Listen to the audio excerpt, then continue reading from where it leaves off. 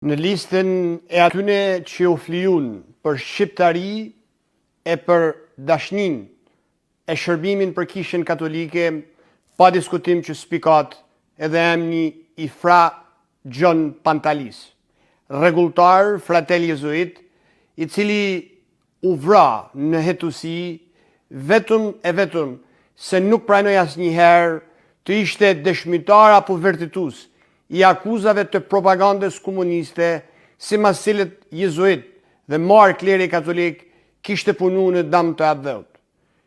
Këtë gënjeshtër të pastër, ai e refuzoi dhe e muhoi deri në fund. Ai lindi në Prizren në vitin 1887 dhe nga ana gjakut ishte kushëri i nobelistës dhe shejtnesës shqiptare Nan Terezës.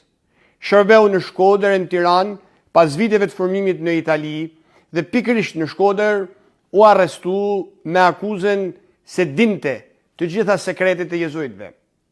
Pas pothuajse një vit torturash, atë e hodhen nga dritarja për ta stimuluar si vetvrasje.